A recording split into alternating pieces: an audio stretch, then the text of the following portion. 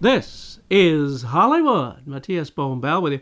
Gramercy Pictures, a Comcast company, offers an action thriller with a touch of the bizarre, Selfless, starring Sir Ben Kingsley, Ryan Reynolds, and Victor Garber. In present-day New York City, Damien, a man who built New York through his financial prowess, is dying from cancer.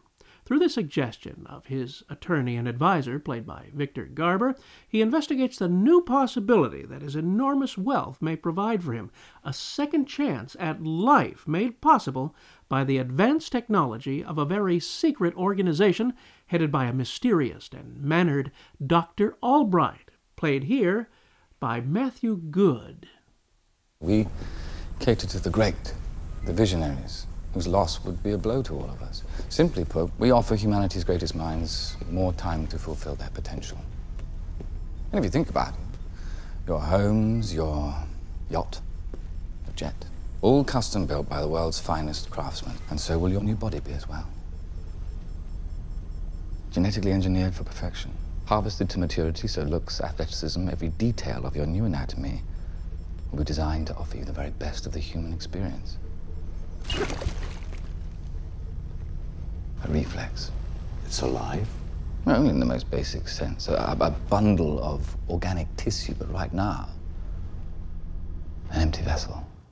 Albright offers a radical procedure that will transfer Damien's consciousness and memory to the body of a healthy young man played by Ryan Reynolds, who you just saw in the tank in that clip, which has supposedly been grown in a lab synthetically.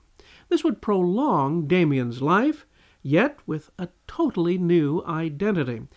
He would be forced to give up his old identity completely to preserve the secrecy of the organization that provides the service. The remarkable temptation to live again as a healthy young man, rather than with a body riddled with cancer with few months to live, is sufficiently attractive to Damien to forfeit his past life, as he'd be able to literally take much of his financial acumen with him. He makes the deal and travels to New Orleans to die and assume the new body. There are adjustments getting used to this new vessel, and the essence of Damien's memory will take some time to connect to the nerves of the new body. With training supervised by Dr. Albright, he will adapt.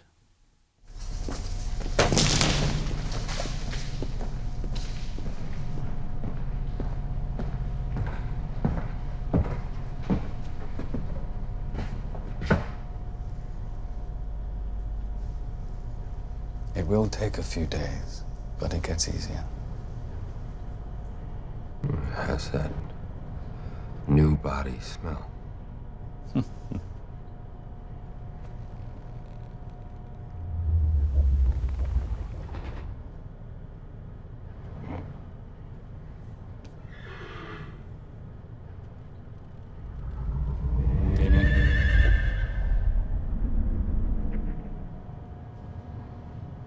Damien?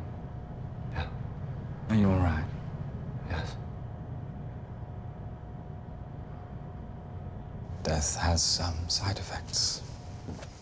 As he begins to feel comfortable in his newborn world, he is plagued by occasional psychotic episodes which are only diminished by regular doses of medication which keeps visions from occurring. Visions which, strangely, are entirely new to his mind and not part of his own memory.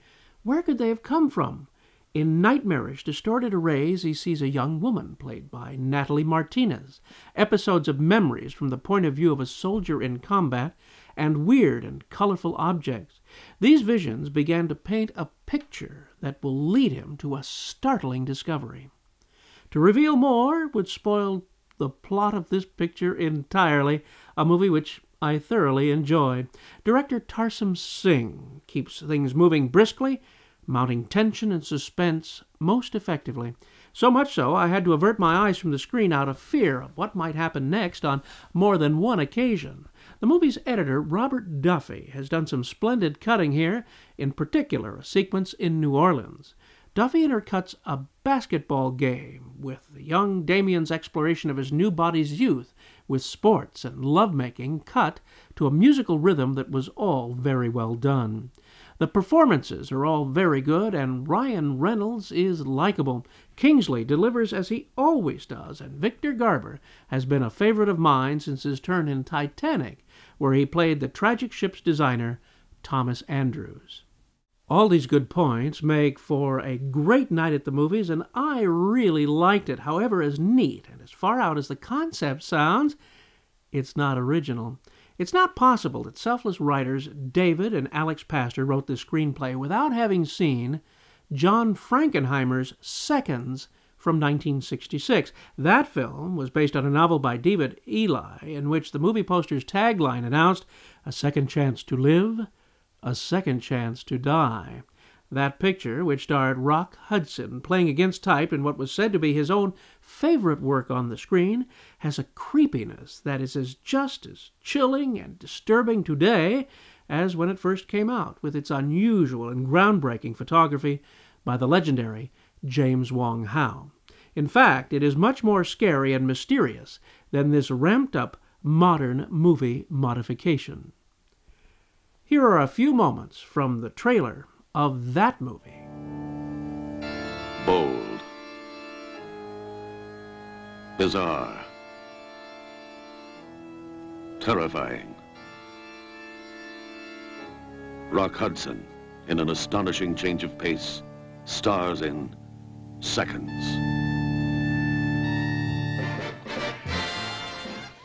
Rock Hudson as a second, freed from all responsibilities, now ready to taste new pleasures.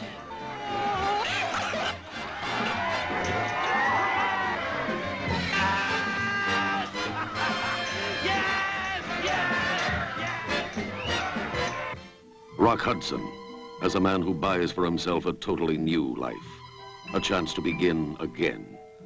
Every man's dream since time began. As soon as these people leave, I'm going to attack you. I want you to know that. I'm counting on it. Rock Hudson as a man who lives the nightmare of being a second. Why, you're staring at me like that? Hey, John. Hey, John. Hey, John. Why are they staring at me like that? They know. They know what? They're like you. Reborns. Oh, Laura!